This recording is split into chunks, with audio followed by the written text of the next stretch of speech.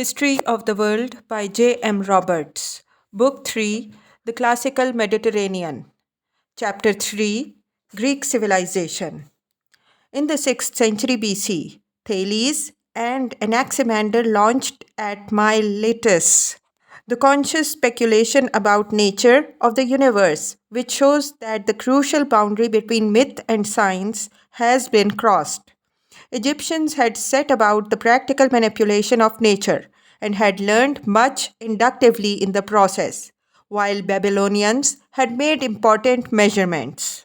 The Miletan school made good use of this information and possibly took more fundamental cosmological notions from the old civilizations too.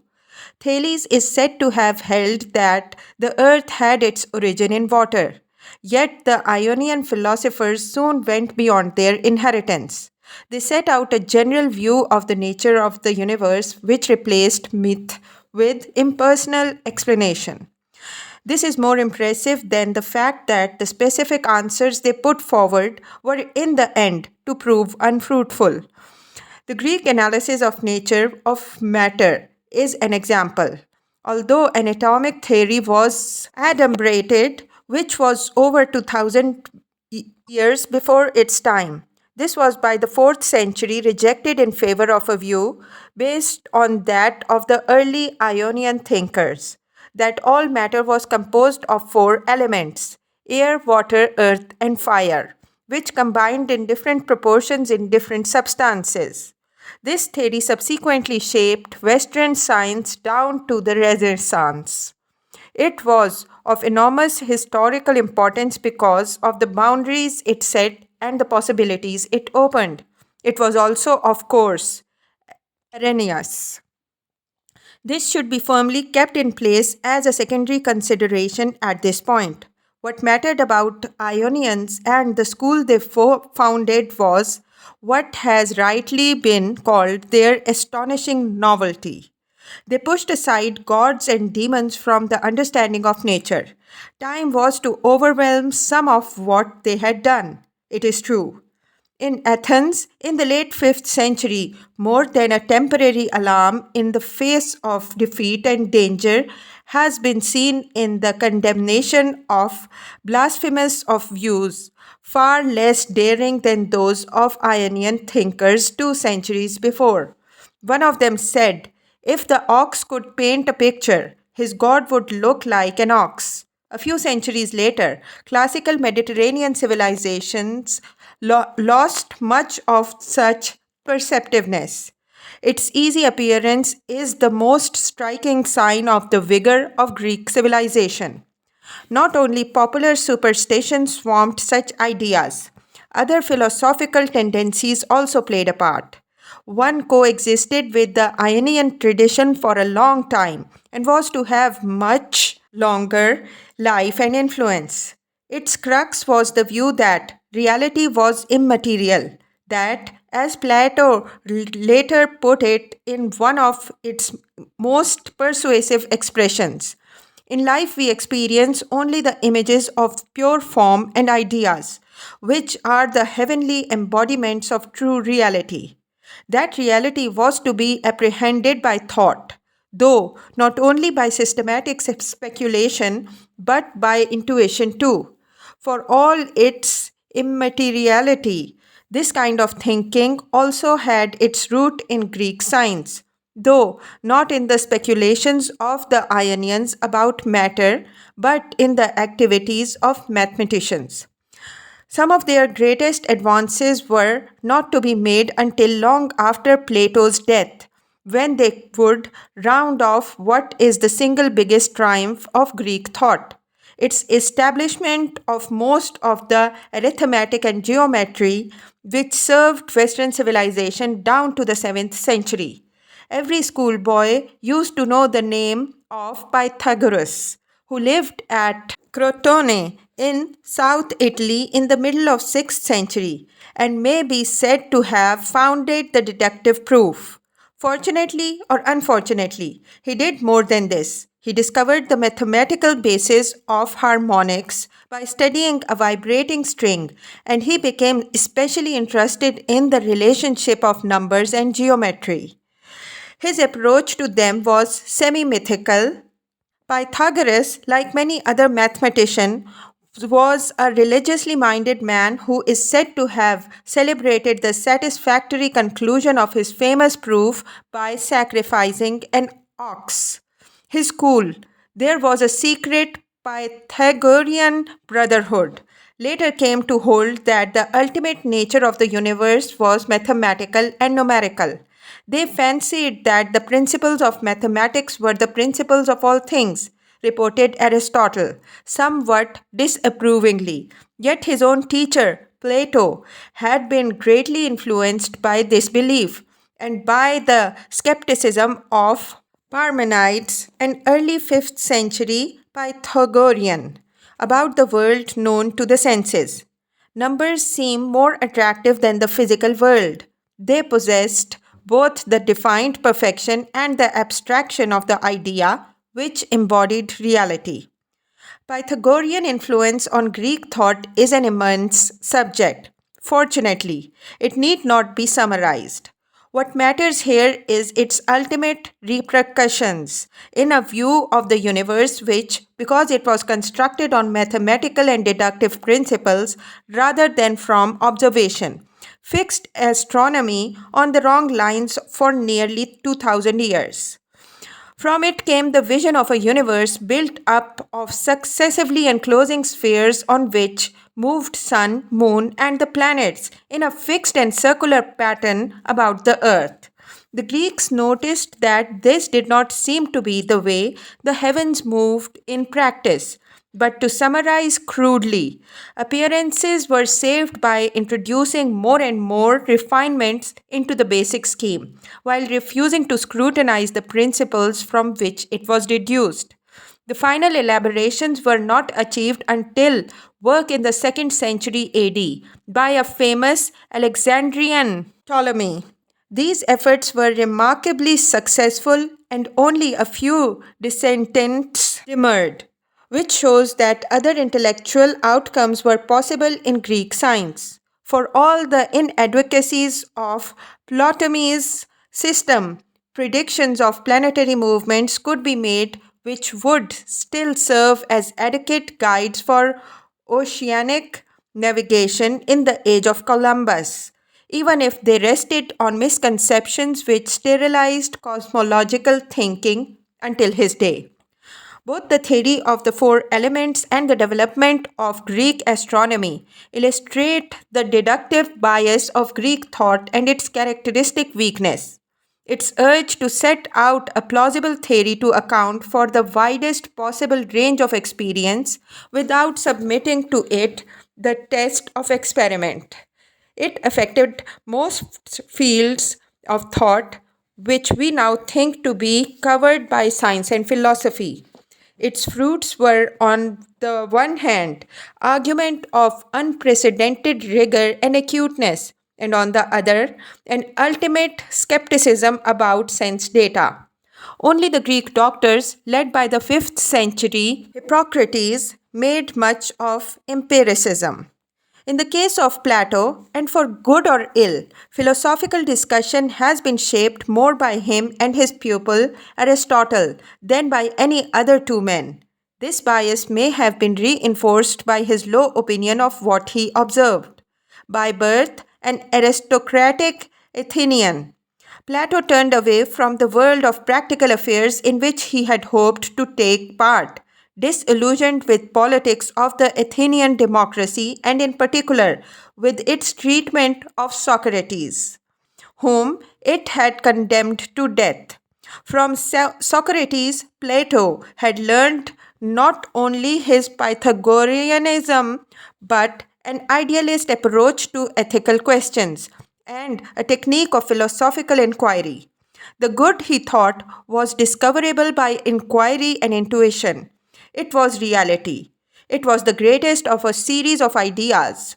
Truth, beauty, justice were others, which were not ideas in the sense that at any moment they had shape in anyone's mind. As one might say, I have an idea about that, but were real entities enjoying a real existence in a world fixed and eternal. of which such ideas were the elements. This world of changeless reality, thought Plato, was hidden from us by the senses which deceived us and misled us. But it was accessible to the soul, which could understand it by the use of reason. Such ideas had a significance going far beyond technical philosophy. In them, as in the doctrines of Pythagoras, can be found, for example, traces of a familiar later idea, fundamental to Puritanism, that man is irreconcilably divided between the soul of divine origin and the body which imprisons it. Not reconciliation, but the victory of one or another must be the outcome. It was an idea which would pass into Christianity with enormous effect. Immediately, too, Plato had an intensely practical concern since he believed that knowledge of the ideal world of universals and reality could be helped or hindered by the arrangements under which men lived. He set out his views in a series of dialogues between Socrates and the people who came to argue with him. They were the first textbooks of philosophical thinking, and the one we called The Republic was the first book in which anyone had ever set out a scheme for the society directed and planned to achieve an ethical goal. It describes an authoritarian state reminiscent of Sparta, in which marriages would be regulated to produce the best genetic results, families and private properties would not exist, culture and arts would be censored, and education carefully supervised. The few who ruled this state would be those of sufficient intellectual and moral stature to fit them for the studies, which would enable them to realize the just society in practice by apprehending the ideal world. Like Socrates, Plato held that wisdom was the understanding of reality, and he assumed that to see the truth ought to make it impossible not to act in accordance with it.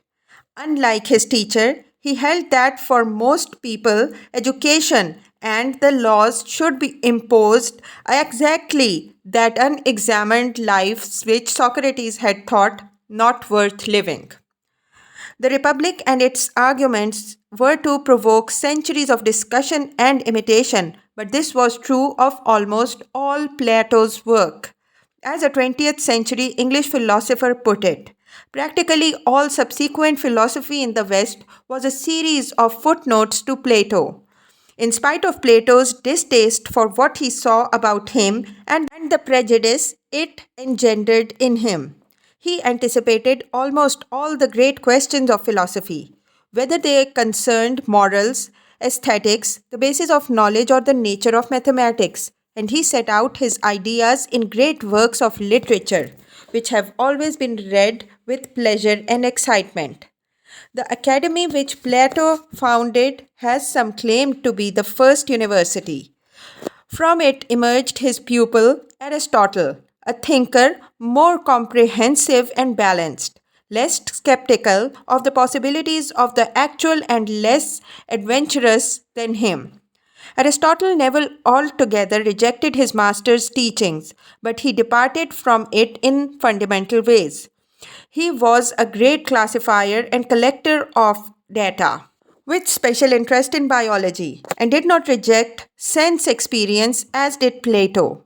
Indeed, he sought both firm knowledge and happiness in the world of experience, rejecting the notion of universal ideas and arguing inductively from facts to general laws. Aristotle was so rich a thinker and interested in so many sides of experience that his historical influence is as hard to delimit as that of Plato. What he wrote provided a framework for the discussion of biology, physics, mathematics, logic, literary criticism, aesthetics, psychology, ethics, and politics for 2000 years. He provided ways of thinking about these subjects and approaches to them which were elastic and capacious enough eventually to contain Christian philosophy.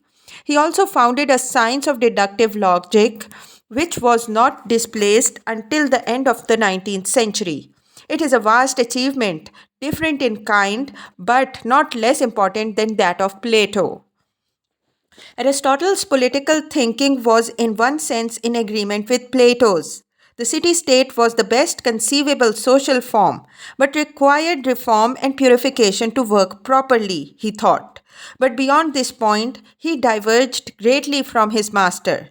Aristotle saw the proper working of the polis as being that which would give each of its parts the role appropriate to it, and that was essentially for him a matter of understanding what led in most existing states to happiness.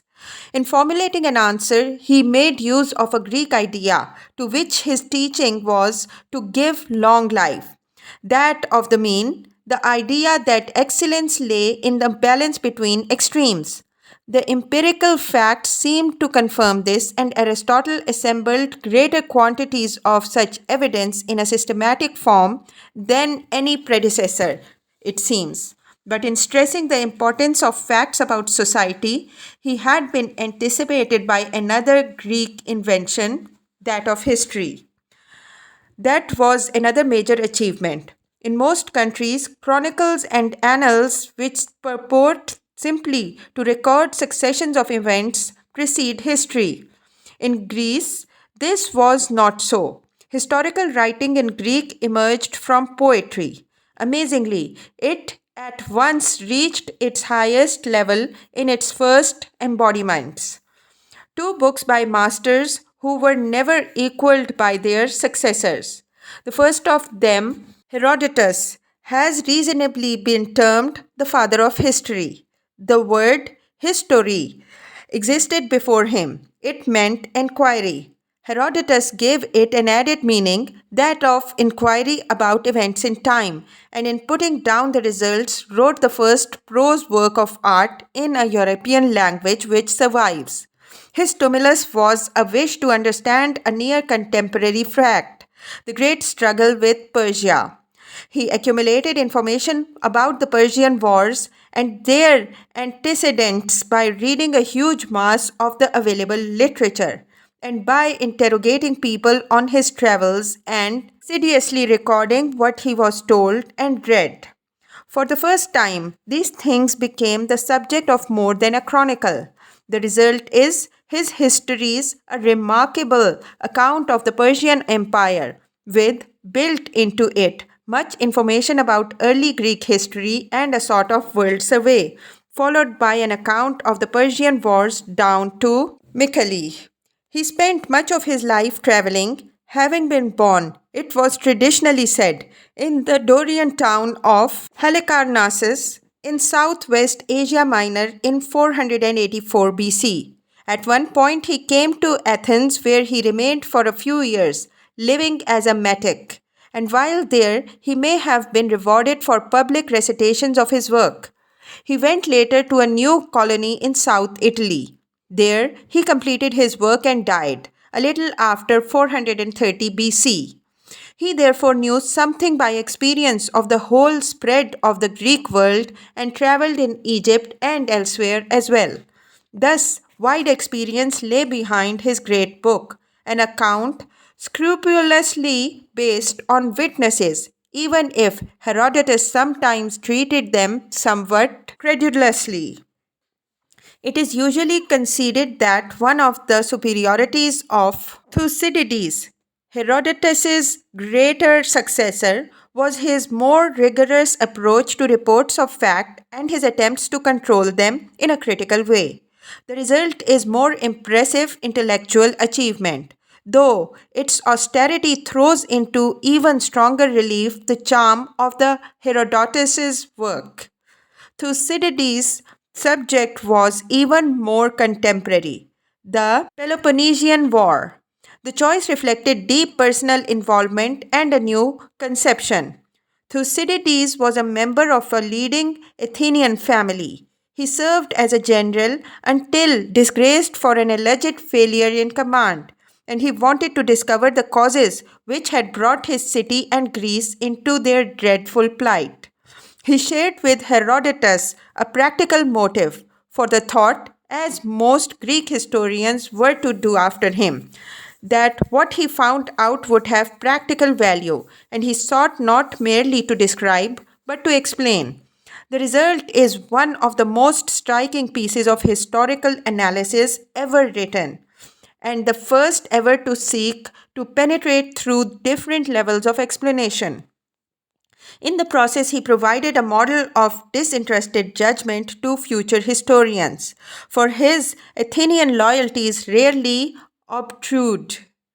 The book was not completed. It takes the story only to 411 BC, but the overall judgment is concise and striking. The growth of Athens' power and Sparta's fear was, in my view, the cause which compelled them to go to war. The invention of history is itself evidence of the new intellectual range of the literature created by the Greeks. It is the first complete one known to man. The Jewish is almost as comprehensive but contains neither drama nor critical history, let alone the lighter genres. But Greek literature shares with the Bible a primacy shaping the whole of subsequent Western writing. Besides its positive content, it imposed the major forms of literature and the first themes of a criticism by which to judge them. From the beginning, as Homer shows, it was closely linked to the religious belief and moral teaching. Hesiod, a poet who probably lived in the late 8th century and is usually considered to be the first Greek poet of the post epic age, consciously addressed himself to the problem of justice and the nature of the gods, thus confirming the tradition that literature was for more than enjoyment and setting out one of the great themes of Greek literature for the next 4 centuries. For the Greeks, poets were always likely to be seen as teachers, their works suffused with mystical overtones, inspiration. Yet there were to be many poets, many styles of poetry in Greek. The first, which can be distinguished, is writing in a personal vein, which was to the taste of aristocratic society. But as private patronage became concentrated during the era of the tyrants, so it passed slowly into the collective and civic area. The tyrants deliberately fostered the public festivals, which were to be vehicles of the greatest specimens of Greek literary art, the tragedies. The drama's origin lie everywhere in religion, and its elements must have been present in every civilization. The ritual of worship is the first theatre. Yet, there too, the Greek achievement was to press this towards conscious reflection on what was going forward. More was to be expected of the audience than passive resignation or orgiastic possession. The didactic impulse emerges in it. The first form of the Greek drama was the dithyramb, the choral song recited at the festivals of Dionysus, together with dance and mime.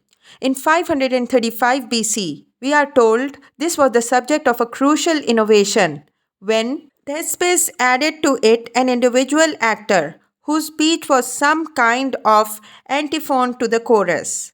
Further innovation and more actors followed, and within 100 years, we have reached the full mature theatre of Aeschylus, Sophocles, and Euripides. Of their work, 33 plays survive, including one complete trilogy. But we know that more than 300 different tragedies were performed in the 5th century.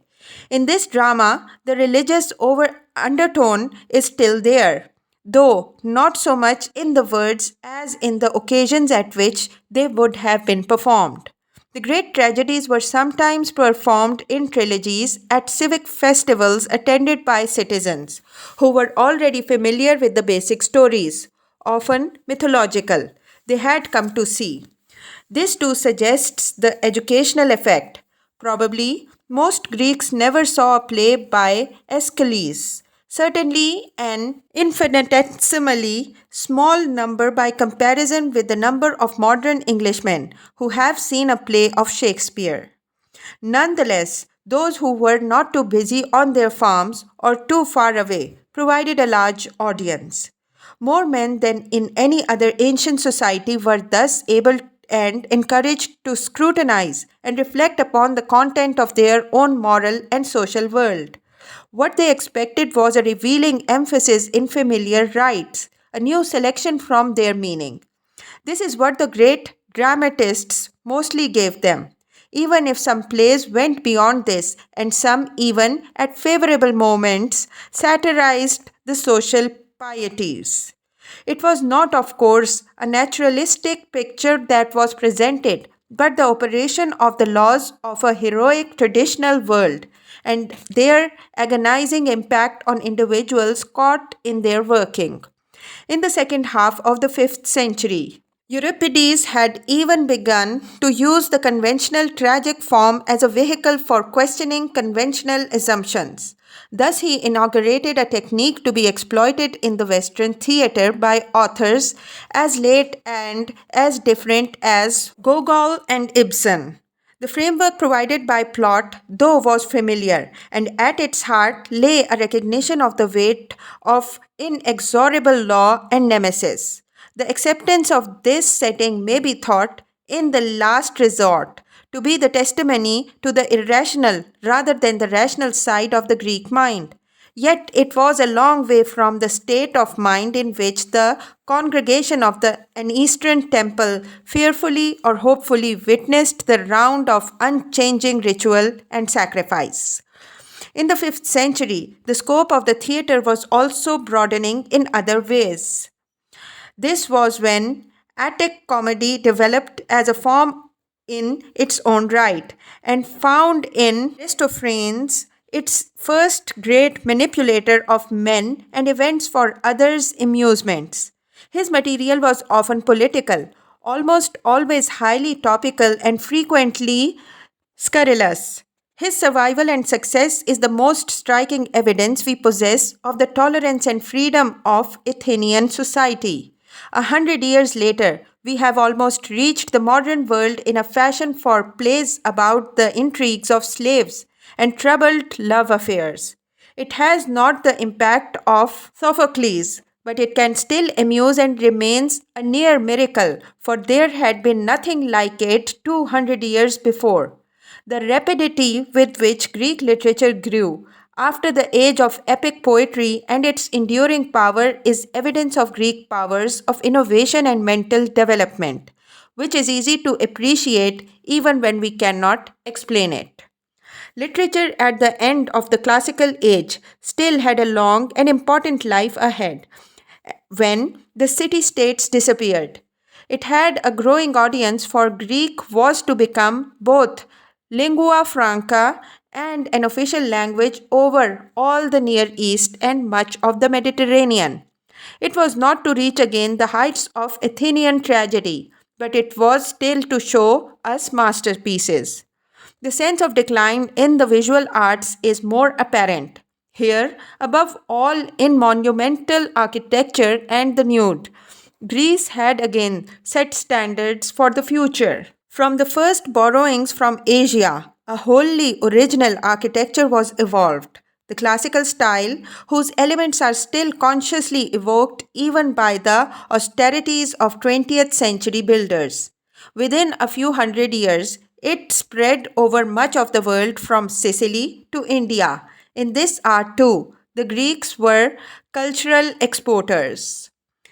They were, in one respect, favored by geology, for Greece contained much high quality stone. Its durability is attested by the magnificence of the relics we look at today. Yet there is an illusion in this. The purity and austerity with which 5th century Athens speaks to us in the Parthenian conceals its image in Greek eyes.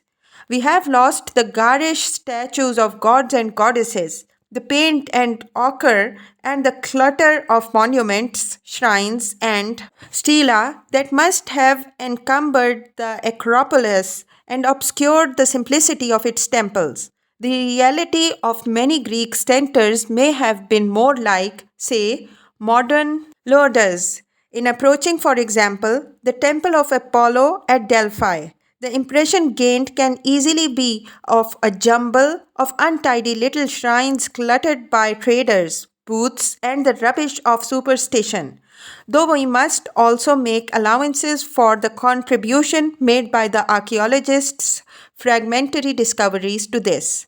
Nonetheless, this qualification made the erosion of time has allowed a beauty of form which is almost unequaled to emerge from the superficial experience. There is no possibility here of discounting the interplay of judgment of the object with standards of judgment which derive ultimately from the object itself. It remains simply true that to have originated an art that has spoken so deeply and powerfully to men's minds across such ages is itself not easily interpreted except as evidence of an unsurpassed artistic greatness and an astonishingly skilled in giving its expression. This quality is also present in Greek sculpture. Here too, the presence of good stone was an advantage and the original influence of Oriental, often Egyptian models important. Like pottery, the Eastern models once absorbed, sculpture evolved towards greater naturalism. The supreme subject of the Greek sculptors was the human form, portrayed no longer as a memorial or cult object, but for its own sake. Again, it is not always possible to be sure of the finished statue the Greeks saw. These figures were often gilded, painted, or decorated with ivory and precious stones. Some bronzes have undergone looting or melting down so that the preponderance of stone may itself be misleading. Their evidence, though, records a clear evolution. We begin with statues of gods and young men and women whose identity is often unknown, simply and symmetrically presented in poses not too far removed from those of the Orient. In the classical figures of the 5th century, naturalism begins to tell in an uneven distribution of weight and the abandonment of the simple frontal stance and to evolve towards the mature human style of Praxiteles and the 4th century in which the body and for the first time the female nude is treated. A great culture is more than a mere museum and no civilization can be reduced to a catalogue. For all its elite quality, the achievement and importance of Greece comprehended all sides of life the politics of the city state, the tragedy of Scurrilous, and a statue by Phidias are all part of it. Later ages grasped this intuitively, happily ignorant of the conscientious discrimination which historical scholarship was eventually to make possible between periods and places. This was a fruitful error because, in the end, what Greece was to be thought to be was as important to the future as what she was. The meaning of the Greek experience was to be represented and reinterpreted, and ancient Greece was to be rediscovered and reconsidered, and in different ways reborn and reused for more than 2000 years. For all the ways in which reality had fallen short of later idealization, and for all the strength of its ties with the past, Greek civilization was quite simply the most important extension of humanity's grasp of its destiny down to this time. Within 4 centuries, Greece had invented philosophy, politics, most of arithmetic and geometry, and the categories of Western art. It would be enough even if her errors too had not been so fruitful. Europe has drawn interest on the capital Greece has laid down ever since, and through Europe, the rest of the world has traded on the same account.